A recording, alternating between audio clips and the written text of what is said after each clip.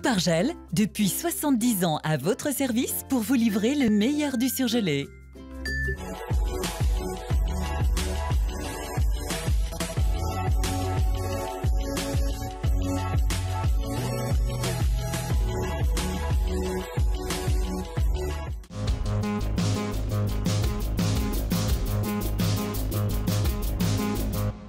Étienne Blanc, officiellement candidat au municipal à Lyon pour les Républicains, le maire d'hiver droite du 6e l'est également.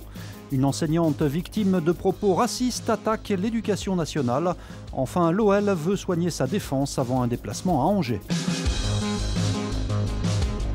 Je serai candidat pour conduire les listes de rassemblement de la droite et du centre à Lyon.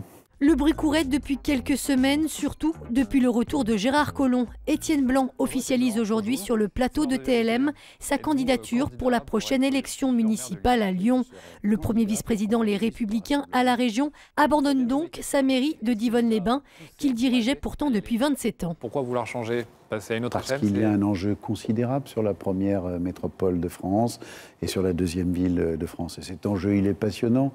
Et que si aujourd'hui, on me dit, finalement, tu peux apporter ta contribution à la réunion de cette grande famille de la droite et du centre, je le fais bien volontiers. Réfutant l'étiquette de parachuté, Étienne Blanc, qui est né à Givors, dit s'appuyer sur des élus locaux.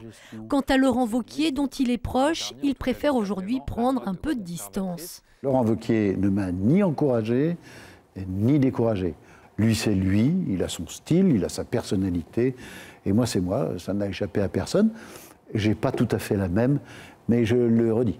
J'ai pour lui beaucoup d'affection et j'ai même de l'admiration. Étienne Blanc se donne pour mission de rassembler la droite qui, depuis 20 ans, n'a eu de cesse de se diviser à Lyon. Je pense que ce qui a fait échouer à la fois Michel Avart et à la fois Dominique Perben, c'est ça. Ce sont ces divisions et ces querelles. Moi, je vais m'attacher à ça. C'est assez simple. Une famille rassemblée gagne d'autant plus facilement que son adversaire est divisé. Et sur ce point, Étienne Blanc ne fait pas mieux que ses prédécesseurs, puisqu'on apprend ce soir qu'un autre candidat s'est déclaré à droite, Pascal Blache, l'actuel maire du 6e arrondissement. Pascal Mellos est le nouveau préfet de région, âgé de 60 ans. Il est énarque, marié et père de 4 enfants. Il était depuis 4 ans préfet de la région Occitanie à Toulouse. Auparavant, il avait aussi dirigé les renseignements généraux. À Lyon, Pascal Mellos succède à Stéphane Bouillon, nommé quant à lui directeur de cabinet du ministre de l'Intérieur, Christophe Castaner. J'ai prévenu le proviseur, l'équipe éducative et j'ai fait des rapports et il disait que c'était du ressenti. Cette enseignante du lycée professionnel Tony Garnier à Bron témoigne aujourd'hui des insultes racistes dont elle a été victime de la part de certains de ses élèves.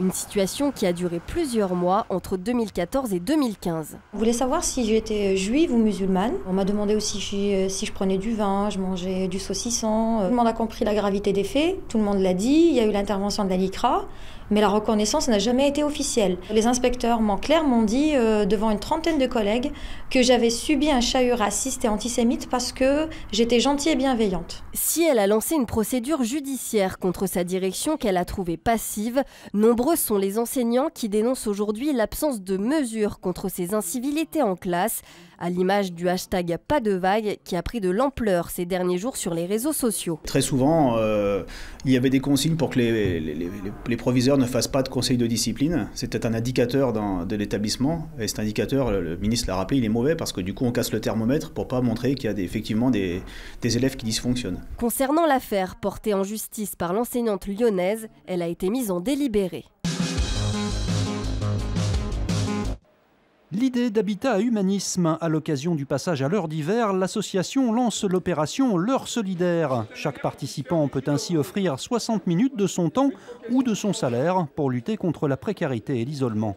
Alors très concrètement, cette heure, vous pouvez soit la donner en participant, par exemple, dans nos escales solidaires, à un atelier pour faire ensemble, préparer à manger, partager un repas, animer des ateliers d'insertion auprès des personnes les plus fragiles. Si vous êtes salarié, vous pouvez aussi donner 1 heure de votre salaire.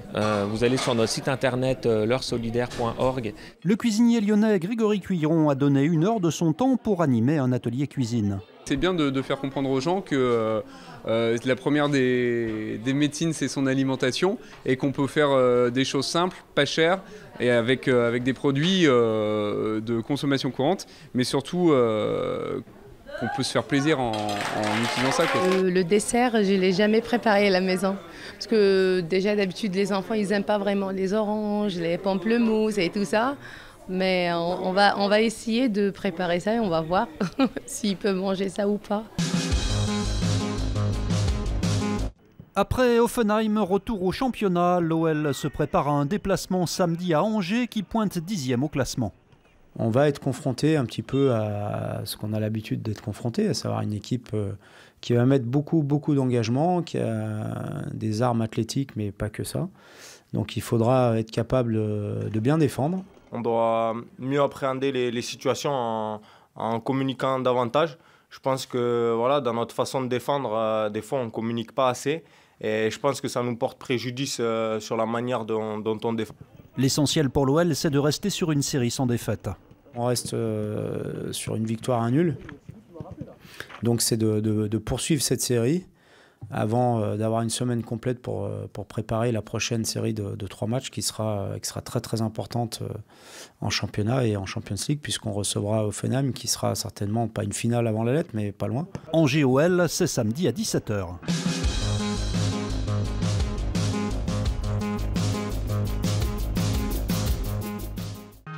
L'info continue sur TLM.tv, les réseaux sociaux et le fil info.